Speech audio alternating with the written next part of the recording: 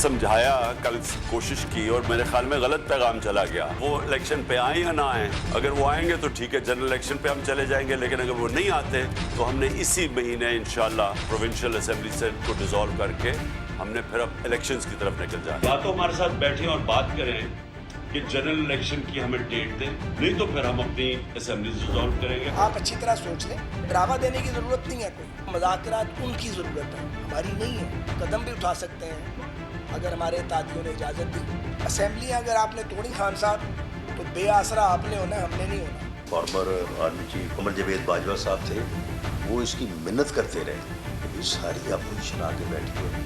ये ब्रीफिंग जो है वो आपकी सदारत में होनी है, हमने ब्रीफ करना है, तो आप मेहरबानी करें, आप चले। मैं नहीं जाऊँगा। बिस्मिल्लाहिर्रहमानिर्रहीम, अस्सलाम वालेकुम। आप देख रहे हैं program news today with Tanzeela Mazhar. Program में आपको खुशामदीद कहते हैं। सबसे बड़ा सवाल ये है कि इमरान खान साहब क्या चाहते हैं? असेंबलियाँ तोड़ना चाहते हैं, वाकई मुज़ाकरात करना चाहते हैं, और वो हुकूमत जो बार बार उनको मुज़ाकरात ना करने का ताना देती थी, वो मुज़ाकरात से क्यों भाग रही है? या इमरान खान साहब ने जो कल कहा था उसको दुरुस्त माना जाए, जो वो आज कह रहे हैं उसको दुरुस्त माना जाए? वो मुज़ाकरात की पेशकश के साथ वरना का इस्तेमाल करते हैं, इसको धमकी समझा जाए, और धमकी के साथ क्या मुज़ाकरात हो सकते हैं? ये बड़े अहम सवाल हैं, क्योंकि जिस तरह की सियासत पाकिस्तान में होती है, वहाँ पे अगर आपने मुज़ाकरात मशरूत करने हैं तो उसमें कामयाबी के चांसेस ज़ीरो। खान साहब ने एक बार फिर कहा कि इसी महीने असेंबलियाँ तोड़ देंगे अगर ये बात नहीं करते। उन्होंने कहा कल मेरा पैगाम कुछ गलत उसको लिया गया है, और हम बड़े खुश हुए थे कि खान साहब जो हैं वो मुज़ाकरात की पेशकश कर रहे हैं। तो खान साहब ने हमारी भी उम्मीदों पे पानी डाल दिया। उन्होंने कहा नहीं, मैं मुज़ाकरात की पेशकश नहीं कर रहा हूँ, मैं सिर्फ ये बता रहा हूँ। लेकिन दूसरी जानिब जो इससे बड़ा सवाल है वो ये है कि पाकिस्तान को मुज़ाकरात की ज़रूरत है, पाकिस्तान के हालात को मुज़ाकरात की ज़रूरत है, पाकिस्तान तहरीक इंसाफ को मुज़ाकरात की ज़रूरत है, या सारी सियासी जमातों को इस माहौल में मुज़ाकरात की ज़रूरत है? और मुज़ाकरात की ज़रूरत किस बात के ऊपर है? इंतखाबात होने हैं, आइनी मुद्दत पूरी होगी पार्लियामेंट की, हुकूमत बार बार कह रही है 2023 में अक्टूबर में हो जाएंगे, तो फिर मुज़ाकरात अगर होने हैं तो वो किन बातों के ऊपर होने चाहिए? इमरान खान साहब को याद दिला दें, इमरान खान साहब आपने इलेक्टोरल रिफॉर्म्स करनी थी जो नहीं हो सकी अभी तक। वो आपकी जो EVM का मामला था वो भी अभी वहीं पे लटका हुआ है, इलेक्शन कमीशन के ऊपर आपको एतमाद है नहीं। सो बहुत सारा इस्लाहात का एजेंडा था जो आप पार्लियामेंट से बाहर चले गए, एजेंडा वहीं पे लटक रहा है, आप वापस जाएंगे तो वो पूरा होगा, और उसके बगैर अगर आप इलेक्शन में जाएंगे, इन इलेक्शन का नतीजा भी वही निकलेगा जो पिछले इलेक्शन का निकला और उससे पिछले इलेक्शन का निकला। कोई और जमात खड़ी हो जाएगी और वो कहेगी कि हमें एतमाद नहीं है नताइज पर, धांधली हुई है हमारे खिलाफ। तो कुछ ये चीज़ें याद करवाने के साथ साथ हुकूमत वक्त को भी सोचने की ज़रूरत है, क्योंकि इमरान खान साहब के बारे में तो अब ये मशहूर हो गया कि वो अपनी बात कहते हैं उससे पलट जाते हैं, लेकिन क्या वाकई वो इतने मकबूल हैं कि हुकूमत उनसे डरती है? ये दूसरा सवाल है। तीसरा सवाल जो हम अपने मेहमानों के सामने रखेंगे वो पाकिस्तान की इकनॉमिक हालात के हवाले से है, जो माशी सूरत हाल है। दो वज़राए ख़जाना, एक साबिक़ और एक मौजूदा, वो एक दूसरे के साथ क्यों उलझ रहे हैं, मैसेज क्या जा रहा है, और इस मैसेज के जाने के साथ ही इमरान खान साहब को सियासत करने का मज़ीद मौका मिल गया है। तो ये हुकूमत के अंदर, बिलखुसूस पाकिस्तान मुस्लिम लीग नवाज़ के अंदर ये मामला क्या है? मेरे साथ मौजूद हैं शानदाना गुलजार साहिबा, पाकिस्तान तहरीक इंसाफ की बहुत ही वाइब्रेंट, बड़ी एक्टिव, हमारी बड़ी फेवरेट पार्लियामेंटेरियन। मैं अभी तक पार्लियामेंटेरियन कह रही हूँ शानदाना। राना एहसान अफजल साहब सीनियर लीडर हैं जी मुस्लिम लीग नवाज़ के, अदर यंग वाइब्रेंट मेंबर और वज़ीर आज़म के कोऑर्डिनेटर भी हैं। बहुत शुक्रिया राना साहब। और अमीर अब्बास साहब, पाकिस्तान के मारूफ एंकर पर्सन, तजियाकार, हमारे साथ मौजूद हैं जी। अब मैंने दो लोगों को फेवरेट कहा है तो अमीर अब्बास को भी फेवरेट कहना बड़ा ज़रूरी है हमारी अपनी कम्युनिटी और से नाराज़ हो जाएंगे। शानदाना, खान साहब क्या चाहते हैं? कल कुछ कहते हैं, आज कुछ कहते हैं, असम्बलियाँ तोड़ना चाहते हैं, मुज़ाकरात करना चाहते हैं, इंतखाबात चाहते हैं, या सिर्फ सियासत कर रहे हैं? शुक्रिया तंजीला, आपके तवसुत से आपके दोनों मेरे को पैनलिस्ट को भी सलाम। देखिए, खान साहब डे 1 से जो कह रहे हैं और वो बात आज तक नहीं बदली। इलेक्शंस इलेक्शंस इलेक्शंस, हर बंदा ये कहता था कि जी इनको इक़्तिदार की हवस है, एटसेट्रा एटसेट्रा, जो भी कह सकते थे। खान साहब पे हजार तरीकों से अजीब अजीब बातें उछालने की कोशिश की, एक चीज नहीं टिकी। अपने आप को NRO दे दे के थक गए, उससे भी कुछ नहीं बना। अवाम अभी भी उनके साथ खड़ी है। It hardly matters at this point in time कि कोई क्या कहता है, ऑन द ग्राउंड इस वक्त क्या है। अगर पीडीएम को खौफ नहीं है तो इस्लामाबाद पे जो इतने कंटेनर्स की बारिश थी, भरी हुई थी लोगों ने, तकरीबन 1 अरब रुपया उसका आया है रेंट उन कंटेनर्स का, वो बेचारे मैं और आपके टैक्स पेयर के जेब से जाएगा। रही बात खान साहब क्या चाहते हैं, देखिए खान साहब के लिए सबसे आसान है हम असेंबलियों में बैठ अच्छा, जाएं। ये जरा बताइएगा, इन लेकिन दोनों लेकिन उससे पहले कुछ सालों से आप भी इस्लामाबाद की मकीन हैं, तो मुझे बताएं कंटेनर पहली बार देखे आपने? मतलब ये तो जाहिर है। मुझे बताएं तंजीला के ये मिस्टर हेड ऑफ पीडीएम माशाल्लाह हमारे जो नेक और फाजिल काबिल फजल रहमान साहब, वो कितनी दफा आए हैं इस्लामाबाद? पीपल्स पार्टी कितनी दफा आई है? नून लीग कितनी दफा आई है? कहाँ कहाँ इनके जलसे नहीं हुए? किसने इनको रोका? कुछ भी नहीं आपको होता था, किसी ने हमेशा रोका लोग था जो आते आप थे। पिंडी से वापस चले गए? तो खान साहब ने खुद फैसला नहीं किया, अगर correct me if I am wrong. हम तो इंतजार, देखिए, मतलब जो हम तो हक जर्नलिस्ट बात कम्युनिटी भी sources इंतजार बनाएंगे। कर रही थी कि आप लोग आ रहे हैं तस्दीक है, इस्लामाबाद। आपकी सोर्सेज मुझसे बहुत बेहतर है, आपको अच्छी तरह पता है कि बिहाइंड द सीन्स क्या हो रहा है। पीटीआई इस वक्त अल्हम्दुलिल्लाह हर तरीके से कंफर्टेबल है, हमें कोई मसला नहीं है। मसला है तो इस बेचारे मुल्क को है। आपका मुल्क इस वक्त डिफॉल्ट की दहाने पे आ गए। आप आज जरा स्टेटमेंट्स देख लें कि एसबीपी ने क्या कहा है कि वो गूगल स्टोर पाकिस्तान में आपकी जितने बेचारे ई कॉमर्स के हैं, एंटरप्रेन्योर्स हैं, ई प्रेन्योर्स हैं, आज आपकी गूगल की पेमेंट्स नहीं हो रही हैं। आपका ट्विटर स्पेस बंद होने वाले हैं। आप अपनी फॉरेन पेमेंट्स नहीं, आपका पहला डिफॉल्ट होने वाला है अगर आप ये पेमेंट्स नहीं करते। ऊपर से अगर चले मेरी तो कोई बात आप मत माने, आप सिर्फ पिछले 3 दिनों की स्टेटमेंट्स जो इसहाक डार ने की है मिफ्ता इस्माइल के खिलाफ और जो मिफ्ता इस्माइल ने की है इसहाक डार के खिलाफ, आपको इन नटशेल पता चल जाएगा कि पाकिस्तान इस वक्त किस तबाही के नहज पे खड़ा है। छोड़े इमरान खान को, छोड़े शाहदाना को, छोड़े पीटीआई को, अवाम बेचारी को तो वैसे ही छोड़ दिया लोगों ने। नहीं तो आप वो सिर्फ जो इन दोनों की वो जो statements पीटीआई के अंदर से ऐसी स्टेटमेंट्स आती हैं, फैसल वाडा साहब की स्टेटमेंट आई, अब मुनिस की एक स्टेटमेंट आ गई, आपकी अहम इत्तेहादी पीटीआई को रिप्रेजेंट सॉरी अभी मुनिस की जो आपके अहम इत्तेहादी उनकी एक स्टेटमेंट आई, तो वो मतलब जाहिर है जमातों के अंदर तो इस तरह की आपको पता ही है कि होते हैं मामलात। बुज़दार साहब के खिलाफ आते थे। मेरी बात सुने, मैं जमात की बात नहीं कर रही हूँ। एक करंट फाइनेंस मिनिस्टर है और उसी पार्टी का फॉर्मर फाइनेंस मिनिस्टर, जरा सा फर्क है। फैसल आउडा पीटीआई का नहीं है, मोनिस लाही एक एलाय है और एलाय होता है। अच्छा, ये जो आपका नुक्ता है, एहसान के पास में ले जाऊं। एहसान, ये क्या मामला है भाई? आपके साबिक वजीर खारजा और मौजूदा वजीर खजाना, वो क्या कह रहे हैं एक दूसरे को? और एक दूसरे को कहने से वो कहते हैं ना, कहना तीनों तो सुनाना नूनू।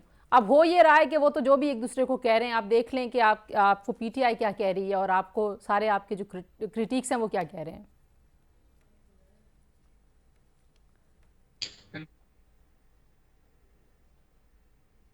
एहसान, आपकी आवाज़ नहीं आ रही हम तक।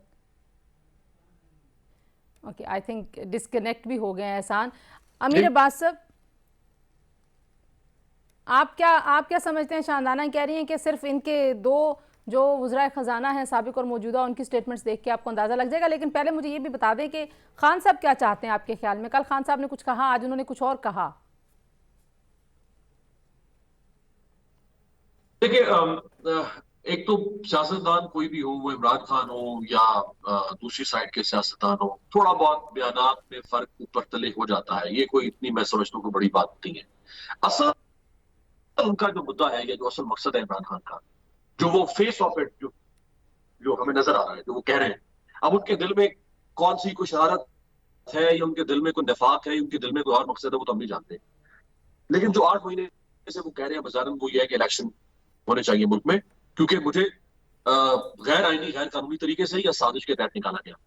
अच्छा, जो उनकी अब साजिश के 2 हिस्से हैं, एक है अमरीकी साजिश वाला हिस्सा और एक है दाखिली साजिश वाला हिस्सा। अब जो दाखिली साजिश वाला हिस्सा है, उसमें नजम सेठी जैसे लोग जो इमरान खान के नाकिद हैं, वो भी ये तस्लीम कर रहे हैं कि ये जनरल बाजवा साहब की सारी की हुई कारस्तानी थी और उन्होंने ये सारी जोड़ तोड़ के अंदर जो कनाइमस पीडीएम के साथ करके, और वो इमरान खान के इत्तेहादी के जो नक्की हुए हैं एस्टेब्लिशमेंट के साथ हर दौर में, उनको इमरान खान से अलहदा करके और वोट ऑफ नो कॉन्फिडेंस कामयाब करवा दी गई। अब ये वो लोग हैं जो नाकिदीन है इमरान खान के, यानी इनसे इमरान खान के लिए कभी खैर का लफ्ज पिछले 3 सालों में नहीं निकलता। लेकिन इट डज नॉट क्वालिफाई कि ये सही फैक्ट होगा। मतलब ये तो क्वालिफिकेशन नहीं है किसी भी चीज को असेस करने के लिए। नहीं, हाँ बिल्कुल सही जी, बिल्कुल सही है। बट हमें जो इस वक्त पब्लिक डोमेन में जो इन्फॉर्मेशन है, हम तो उसी इंफॉर्मेशन के ऊपर अपनी बात कर सकते हैं ना। तो पब्लिक डोमेन में इंफॉर्मेशन आना शुरू हो गई है ना। जनरल बाजवा साहब के बारे में बहुत सारी इंफॉर्मेशन आना शुरू हो गई है कि उन्होंने क्या कुछ किया, कैसे मुनिस किया। इलाही साहब ने भी एक मकसद बात जैसे- की है। मुनिस इलाही साहब ने कहा कि बाजवा साहब तो हमें कह रहे थे मैं खान साहब का वो- साथ दें। अब आप इस बात को कैसे देखते हैं? बाजवा साहब क्या कर रहे थे? वो एक तरफ खान साहब के लिए हिमायत कर रहे थे, दूसरी तरफ क्या कर रहे थे? जी, मैं इधर ही मुनिस इलाही की मैं एग्जांपल देना चाहता हूं। तो इसका मतलब है कि एक बात तो साबित हो गई कि बाजवा साहब कुछ ना कुछ कर रहे थे। ये तो साबित हो गया ना, नजम सेठी कह रहे हैं और मुनिस इलाही कह रहे हैं। अब वो किसके हक में कर रहे थे, किसके खिलाफ कर रहे थे, वो उस पर अगेन एक बहस हो सकती है, लेकिन वो कुछ ना कुछ कर रहे थे। वो ए पॉलिटिकल नहीं थे जो वो कहते रहे हैं कि मैंने फरवरी से तय कर दिया था कि मैं अब सियासत पे नहीं हूं। भाई आप सियासत में थे। ये हो ही नहीं सकता कि बलूचिस्तान अवामी पार्टी हो और इसी तरह से आपकी एमक्यूएम हो, ये खुद से इतने बड़े बड़े फैसले कर रहे हैं सियासत में। इन्होंने कभी फैसले सियासत में खुद से नहीं किए। अब देखिए जो हुआ सो हुआ। आप इस क्राइसिस, इस क्योस से बाहर निकलना है। या तो इन 8 महीनों में तंजीला मईशत बहुत जबरदस्त तरीके से चल रही होती, गवर्नेंस शानदार हो रही होती, लेजिस्लेचर। ये मोहसिन दावड़ किसका इत्तेहादी है? वो तो ट्रिगनल बेंचेस पे बैठता है ना, वो ऑपोजिशन बेंचेस पे तो नहीं बैठता। मोहसिन दावड़ ने कल क्या कहा कि ये तो लेटे हुए हैं बिल्कुल एस्टैब्लिशमेंट के नीचे, और ये तो पार्लियामेंट को नहीं चला रहे हैं, मिनिस्टर्स यहाँ नहीं आते, लेजिस्लेशन यहाँ नहीं हो रही है। ये भाई कोई एक ऐसी चीज हो जो शानदार। ठीक है, अब ये दोनों नुक्ते में जरा राणा साहब की तरफ लेके जाती हूँ। राणा साहब, पहले तो ये कि जाहिर है आप के अपने लोग जब तनकीद करेंगे तो फिर तो वो एक तरह से वैलिडेट हो जाता है कि वाकई परफॉर्मेंस बहुत अच्छी नहीं है। दूसरी तरफ ये शुकूक व शुबहात हैं। इदारा कह रहा है, आज राना सनाउल्लाह साहब ने भी कहा जी कि इदारे को इसके ऊपर अपनी पोजीशन वाज़ेह करनी चाहिए, क्योंकि मोनिस साहब के बयान के बाद अब उसकी टाइमिंग, उसका नुकसान खान साहब को क्या होगा, परवेज़ इलाही को क्या फ़ायदा होगा, या हम अगले सेगमेंट में असेस करेंगे। लेकिन आप किस तरह से देखते हैं कि अगर मौजूदा सारे निज़ाम में फिर ये लगे कि इस्टेब्लिशमेंट की सरपरस्ती में ये निज़ाम चल रहा है और उनकी बिसाखियों पर ही आपने चलना है, तो फिर ये तो कोई जमहूरियत ना हुई?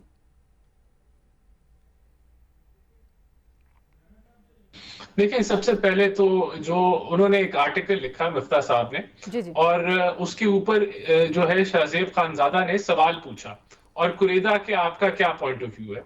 तो उन्होंने जो जवाब दिया वो एक आपस में कोई लड़ाई नहीं हो रही, मुकालमा नहीं हो रहा। जो चीजें पिन पॉइंट की गई उस आर्टिकल में हमें वो हकायक मालूम है, और रेस्ट एश्योर्ड कि कोई डिफॉल्ट की सिचुएशन नहीं है, और इंशाल्लाह ताला ये मुल्क जो है और इसकी इकोनॉमी सस्टेन करेगी।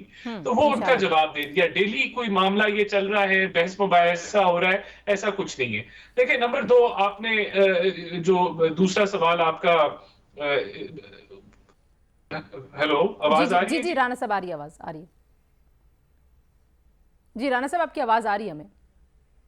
देखिए, दूसरा जो आपने सवाल पूछा, देखिए अगर मोनिस इलाही ने किसी की क्रेडिबिलिटी के ऊपर सवाल उठाया है तो वो सबसे पहले तो पीटीआई की क्रेडिबिलिटी पे सवाल उठाए, जो कि कह रहा था कि जानवर भी न्यूट्रल नहीं होते, और फिर जो है वो मदद भी इनसे ले रहा था और इनकी हेल्प भी की जा रही थी बजाहिर।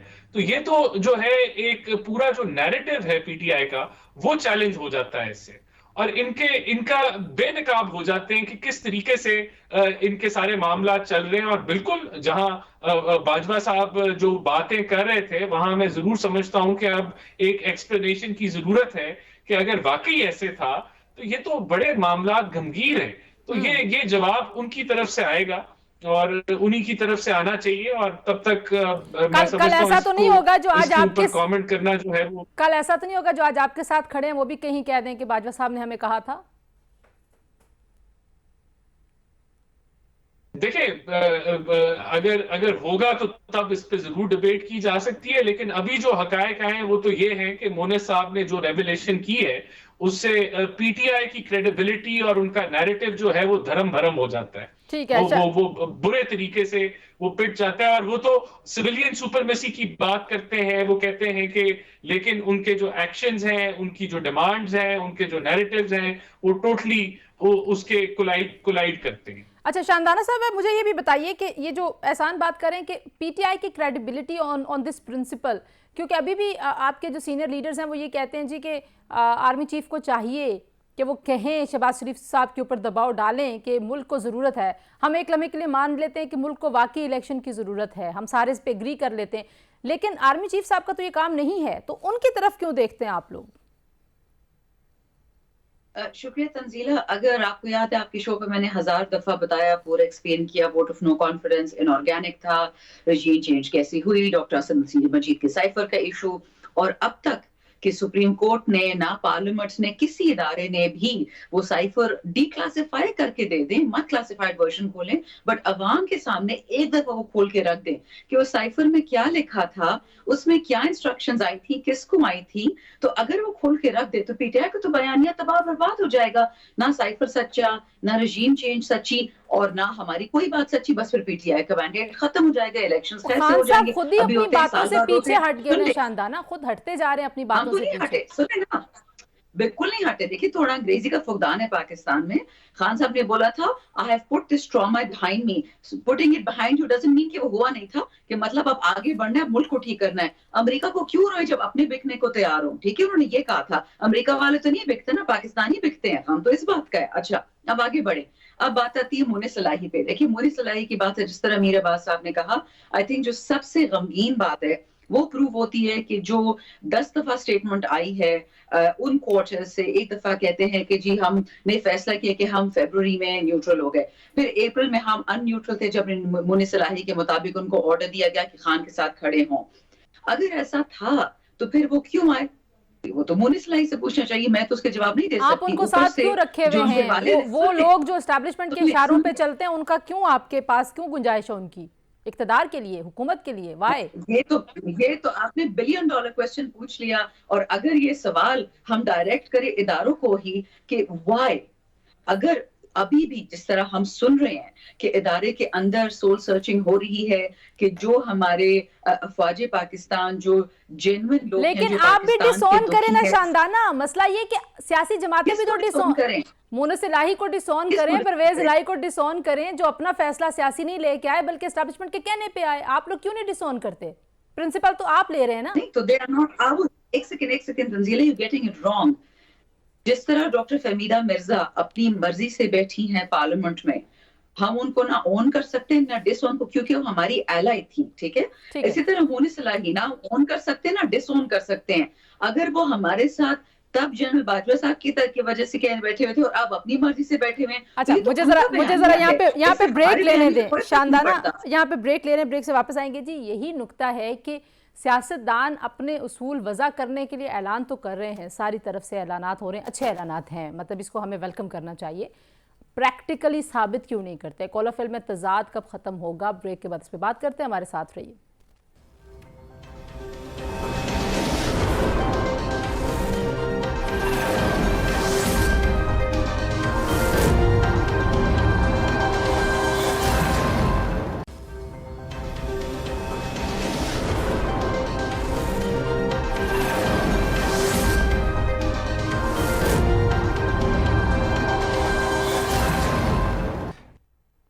जी, प्रेम एक बार फिर आपको खुशामदीद कहते हैं। ब्रेक पर जाते हुए जी हम कुछ सियासी अख्तार और उसूलों की बात करें तो अमीर अब्बास साहब क्योंकि बहुत बड़े एडवोकेट हैं, हमारी अक्सर बहस भी होती है बहुत सारे ग्रुप्स में मेरी और अमीर अब्बास की इन्हीं उसूलों के ऊपर। तो अमीर अब्बास साहब, मैं चांदाना साहिबा से यही पूछ रही थी कि जो शख्स आके पब्लिकली एक्नॉलेज कर रहा है, एडमिट कर रहा है, कन्फेस कर रहा है कि उन्होंने जो फैसला लिया वो सियासी फैसला नहीं था, उनका अपना फैसला नहीं था, बल्कि उन्होंने साबिक आर्मी चीफ के कहने पर इमरान खान साहब की हिमायत की, मतलब वो नजरिए की हिमायत नहीं थी, तब्दीली की हिमायत नहीं थी। तो अब आपके ख्याल में पीटीआई को क्या करना चाहिए? इसके ऊपर ये आए बाएं शाएं करनी चाहिए या कोई ढंग की बात करनी चाहिए? शानदाना साहब या मैं जवाब? आप अमीर अब्बास साहब, आप जवाब दें। देखिए, कॉफ लीग, जहां तक कॉफ लीग का ताल्लुक है ना, कॉफ लीग तो है ही किंग्स पार्टी। कॉफ लीग को तो परवेज मुशर्रफ ने और जनरल एहतशाम ज़मीर ने बनाया था। तो कॉफ लीग का तो अपने कोई क्रेडेंशियल्स नहीं है ना। और वो खुद तस्लीम कर रहे हैं कि हमारे ताल्लुकात उनके साथ रहे। मुनीस सलाही ने कहा, लेकिन जहां तक मुनीस ने ये कहा ना कि हमें कहा जनरल बाजवा ने कि आप इमरान खान के साथ शामिल हो जाएं, अगर हम इससे ये नतीजा अखज करें कि इसका मतलब है कि जनरल बाजवा इमरान खान को सपोर्ट कर रहे थे इन 8 महीनों में, तो मेरे सामने कोई ऐसा सर्कमस्टांशियल या एम्पिरिकल एविडेंस नहीं नजर आता कि इमरान खान की सपोर्ट हो रही हो। मसलन इमरान खान के खिलाफ मुकदमात हुए गद्दारी तक के, इमरान खान के खिलाफ पार्टी फंडिंग का फैसला आ गया, अभी तक किसी और जमात के खिलाफ नहीं आया। इमरान खान को उस पार्टी फंडिंग फैसले के अलावा तोशा खाने के फैसले में उड़ा के रख दिया गया, अब उसका सेशन कोर्ट में ट्रायल शुरू हो गया है। वो कमाल जनरल बाजवा था, अगर आप ये सब कुछ देखता रहा। अगर मैं कथा कलामी कर सकूं अमीर अब्बास साहब, इमरान खान साहब को किसी ने गिरफ्तार नहीं किया, इमरान खान साहब के लिए वो तंबू कनातें लगा के उनको अदालत में लाया गया, अदालत का जब दिल चाहा रात सुबह 24 घंटे उनके लिए खुली रही, मतलब घर जाके ऑलमोस्ट उन्होंने जमानत दी, और पंजाब हुकूमत में 20 लोग जो हैं उनके वोट गिने नहीं लेकिन उनको डी-सीट कर दिया। तो आपको ये बिल्कुल ऐसे सर्कमस्टांसेस नहीं लगते कि जहां आपको लगे कि खान साहब को पंजाब की हुकूमत दी गई है? I am just asking. देखिए मैं मुकम्मल कर रहा हूं, फिर आपने जो कोट किया मैं उसका भी जवाब दे देता हूं। इमरान खान के हक में बोलने वाले जो सहाफी थे उनके खिलाफ क्या कुछ हुआ? वो कैसा जनरल बाजवा है जो इमरान खान को सपोर्ट भी कर रहा है और इमरान खान के हक में बोलने वाले सहाफियों का टेंट भी दबा रहा है? कमाल जनरल बाजवा है। ऐसा जनरल बाजवा अल्लाह सबको नसीब करे। वो कैसा जनरल बाजवा है कि जिसने एयर वाई को 28 दिन बंद करवा दिया? वो कैसा जनरल बाजवा है कि जैसे ही इमरान खान की स्पीच शुरू होती थी, मैं आपको बोल की इंतजामिया की तरफ से ऑफिशियली ये बता रहा हूं, जैसे स्पीच शुरू होती थी बोल को बंद कर दिया जाता था बगैर किसी रिटर्न ऑर्डर के, बगैर किसी कोर्ट ऑर्डर के। जैसे स्पीच खत्म हुई बोल ऑन। कमाल जनरल बाजवा है। अच्छा मुझे अच्छा, अब जो आपने कहा, देखिए इमरान खान के खिलाफ मुकदमात नहीं हुए क्या? हुए। क्या गद्दारी और दहशतगर्दी का मुकदमा तो जो है वो जस्टिस अख्तर मिनल्ला साहब ने उड़ाया। उन्होंने कहा कि किस तरह इसको दहशतगर्दी बनाया जा सकता है। आपने मेरे सवाल का जवाब नहीं दिया। मैं अपना सवाल रिफ्रेज करूंगी, लेकिन पहले मैं राना साहब की तरफ चली जाऊं। राना साहब, जो अब सरदस्त मामला है आपकी परफॉर्मेंस का, मतलब हुकूमत की परफॉर्मेंस का, अगर आप लोग वो बेहतर नहीं कर पाएंगे तो खान साहब के पास तो सियासत करने का बड़ा ही सुनहरी मौका है। वो इलेक्शन चाहे आज हूँ चाहे 10 महीने बाद हूँ, अब उनको लोग समझा रहे हैं कि भाई अगर आपकी मकबूलियत है और महंगाई इसी तरह रही, हुकूमत ना परफॉर्म कर पाई तो उसको कोई फर्क नहीं पड़ेगा। देखिए, 2-3 चीजें मैं आपके सामने रखना चाहता हूं। अमेरिका की इन्फ्लेशन 2-2.5% पे रहती थी, वो आज 10% पे है, इनके 4-5 गुना बढ़ चुकी है। दुनिया में रिसेशन है। इन हालात में अच्छी इकोनॉमिक मैनेजमेंट आप किसको कहते हैं?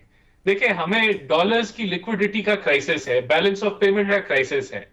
उसके लिए जो इकदाम लेना जरूरी थे, मिसाल के तौर पे IMF का वायदा करना जरूरी था। बिजली के रेट अगर बढ़ाए तो राना साहब, इस सारे क्राइसिस में क्या आपको पॉलिटिकल स्टेबिलिटी की जरूरत नहीं है? अगर खान साहब चाहते हैं, मुज़ाकरात की बात कर रहे हैं, तो आप क्यों नहीं बिस्मिल्लाह कहते और उनको बिठाते टेबल पे? देखिए, मेरा जो पॉइंट कि हमारी इकोनॉमिक मैनेजमेंट अच्छी है इन हालात में, इन हालात के जो आज मुल्क हालात जिस पे जो दरपेश हैं चैलेंजेस, उनको हम ठीक तरीके से मैनेज कर रहे हैं। करंट अकाउंट डेफिसिट को हमने 50% रिड्यूस कर दिया है। हम जो है, जो आगे जो डेट पेमेंट है वो एक पहाड़ जितनी है, उसके लिए भी हमारी अरेंजमेंट इन प्लेस है। कोई मुल्क डिफॉल्ट नहीं करने जा रहा। तो ये, अगर दुनिया एक एनर्जी क्राइसिस से गुजर रही है तो ये मुल्क भी गुजर रहा है। अगर कोई ये कहे कि उसके पास महंगे ईंधन से सस्ती बिजली बनाने का कोई तरीका है तो वो बता दे, तो वो हम भी अपना लेंगे। लेकिन नहीं है ना। देखिए, सियासत हो रही है। क्या इमरान खान के पास इन चीजों का सलूशन है? इमरान खान तो वो है जिसने IMF से जो है वो मुआहदा खराब कर दिया, ट्रस्ट डेफिसिट बना दिया, जो चाइना से दूर हो गया, सऊदीया से दूर हो गया, अमेरिका से दूर हो गया, जहां से आपको डॉलर मिलने। तो उसने तो मामला जो पाकिस्तान की जरूरत है डॉलर्स की शॉर्टेज को कवर करना, उसने तो वो सारे मामला खराब कर दिए। तो हमको बेहतर, ठीक है, चलें। आप कह रहे हैं कि खान साहब के पास कोई सोल्यूशन नहीं है और वो इस पे सिर्फ सियासत करें। ब्रेक लेते हैं, ब्रेक से वापस आएंगे तो जी, महंगाई है, हम महंगाई को टेक ऑन करें। ठीक है, मैं जरा ब्रेक ले लूं। एहसान साहब, मैं आपसे ये भी पूछना चाह रही थी कि आप लोग जो हैं वो मुज़ाकरात की तरफ क्यों नहीं जा रहे? जब आप लोग पहले ताने देते थे, अब वो मुज़ाकरात की बात कर रहे हैं, आप उनको दोबारा ताने दे रहे हैं, इसकी क्या वजह है? ब्रेक के बाद हमारे साथ रहिए।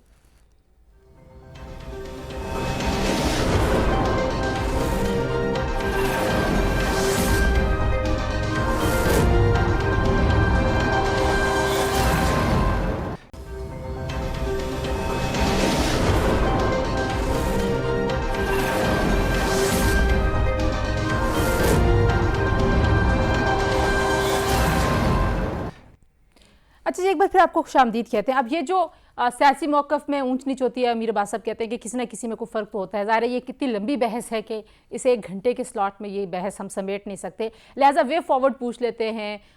शानदाना, अगर किसी भी तरह का दबाव हुकूमत नहीं कबूल करती, खान साहब वरना कहें और बिलाखिर तोड़ भी दें असेंबलियाँ, फिर क्या होगा आपके ख्याल में? क्या इसके अलावा कोई और सोच विचार है पीटीआई के अंदर के असेंबलियों में आना चाहिए? बहुत सारा एजेंडा है जो वेट कर रहा है कि आप लोग उसको मुकम्मल करते, इलेक्टोरल रिफॉर्म्स हैं, बहुत कुछ होना था जो आप लोगों ने करना था। शुक्रिया तंजीला। देखिए, ये आपने जो सवाल पूछा इसके 2 जवाब हैं। एक इसका फिलोसॉफिकल जवाब है, एक फैक्चुअल है। फैक्चुअल क्या जवाब है? इस वक्त आपका मुल्क डूब रहा है। अगर पाकिस्तान दिवालिया हो जाता है तो आप सब कुछ भूल जाएं। आप और मैं, हम जैसे अपने आप को सफेद पोश लोग बोलते हैं, आप एक वक्त का खाना भूल जाए, तनख्वाहें तो दूर की बात है। ठीक है, सॉरी मैं आपको काट रही हूँ बीच में। मुझे बताएं कि अगर इलेक्शन हो जाते हैं तो दिवालिया होने से कैसे रुक जाएगा? मतलब ये जो डूब रहा है मुल्क, ये आपको पता है कि इस वक्त जो बजट इस हुकूमत ने किया था, मिफ्ता इस्माइल ने, उसके बाद से ये प्राइम मिनिस्टर, ये बिलावल 50 फॉरेन ट्रिप्स कर चुके हैं क्योंकि इनको तकरीबन 30 अरब चाहिए था। अच्छा, कोई मुल्क इनको देने को तैयार नहीं। क्यों? उन्होंने इनको 3 कंडीशंस दी हैं। सारी दुनिया को ये पता है, कोई नहीं छुपी। आप इस्लामाबाद में किसी भी डिप्लोमेट के साथ बैठ जाए, आपको साफ साफ बताएंगे यहाँ कि उन्होंने कहा है करंट गवर्नमेंट को कि ये असेंबली 173 लोगों पे खड़ी है, 2 बंदे गायब होते हैं, फॉर वट एवर रीजन ये असेंबली गिरेगी। किसी का मूड ऑफ होता है, किसी को ब्लैकमेल करने आ, किसी का जमीर उठ जाएगा, कोई सो जाएगा, कोई बीमार हो जाएगा, कोई वाकई डेथ भी हो सकती है, 1000 चीजें हो सकती हैं। तो ये सॉवरन ग्रांट हम किसको दे रहे हैं? ग्रांट तो नहीं, सॉवरन डेट हम किसको दे रहे हैं? जो 20 लोग बैठे पीटीआई के, वो तो कहते हैं हम तो पीटीआई के, हम तो अच्छा, ये बड़ा इंपॉर्टेंट पॉइंट आप रेज किए। पूरी बात सुन ले। तो उन्होंने 3 शर्तें रखी हैं आपके तमाम 200 मालिक ने। 1 रुपया आज तक किसी ने नहीं दिया। वो कह रहे हैं कि या तो असेंबली को भरे 342 लोग लेके आए, या आप इंटरिम गवर्नमेंट लेके आए, हम उससे बात करेंगे, या फिर नया गवर्नमेंट लेके आए फुल मैंडेट के साथ। इलेक्शन इसलिए कराना होगा, वो ना फौज कराएगी, वो ना ईसीपी कराएगी। सऊदी अरब में अभी सऊदी अरब से पैसे आ रहे हैं, चीन से पैसे आ रहे हैं, वर्ल्ड बैंक कुछ नहीं आ रहा। आप उससे लिखा हुआ कुछ नहीं आ रहा। राना एहसान साहब, ये तो जो डार साहब हमें दिखा रहे हैं तस्वीर और जन्नत, उसमें तो पैसे आ रहे हैं। शानदाना कह रही कुछ नहीं आ रहा, और जो डिप्लोमेटिक कम्युनिटी है वो कहती है कि ये हुकूमत यानी कि मरकज़ी हुकूमत जो कि डील करती है आपके फॉरेन डेट और फॉरेन सारे फंडिंग से, वो खड़ी इतने कमज़ोर पाँव पे है। देखिए, IMF का मुआहदा हमने बहाल किया है ना, वो जो ट्रस्ट डेफिसिट इमरान खान बना के गया था उसको तो हमने कवर किया। सऊदी रोल ओवर 3 बिलियन अभी हुआ है ना, अभी ये चंद दिन पहले हुआ है, वो तो हमने किया। जो चाइना कंसोर्शियम बैंक से 2.3 बिलियन डॉलर आया, वो भी हमारे टेन्योर में हुआ। अभी वर्ल्ड बैंक से 1.5 बिलियन आया, तो ये सारे काम हमारे टेन्योर में हो रहे हैं। तो इनका ये मौकफ जो है, इट्स अ ब्लफ, ये गलत है। ये तो आप देख लें कितने इनफ्लोज आए हैं पिछले 4, 5, 6 महीने में, तो आपको पता चल जाएगा। ऐसी कोई बात नहीं है।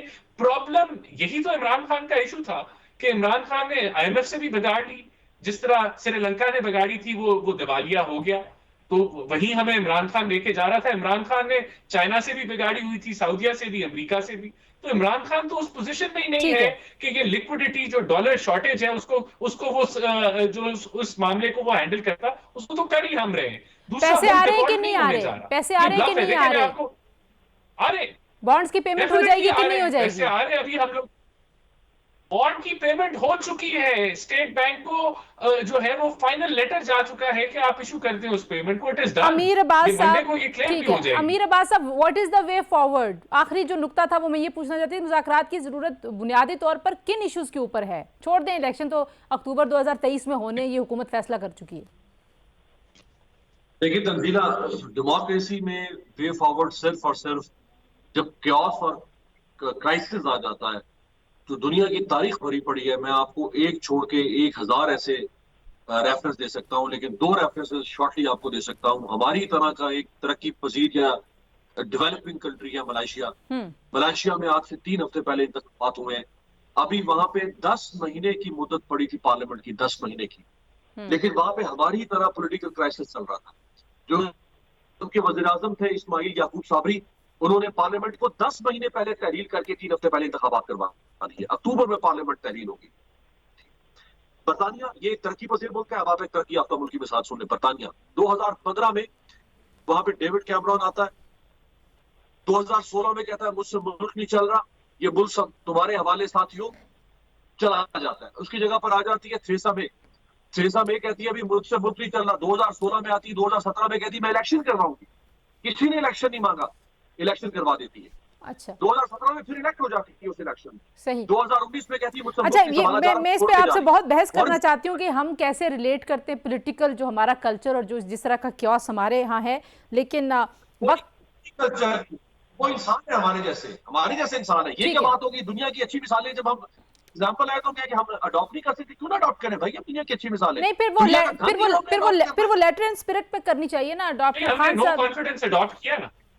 ठीक है जी, बहुत शुक्रिया जी करें ना, तीनों में। सब करें ना। ठीक है जी, तीनों मेहमानों का बहुत शुक्रिया जी। पिक एंड चूज करके आप प्रिंसिपल्स के साथ अगर आगे चलेंगे तो जाहिर है रास्ता ज़रा मुश्किल होगा। आज के लिए इतने, अपना ख्याल रखिए, अल्लाह हाफिज़।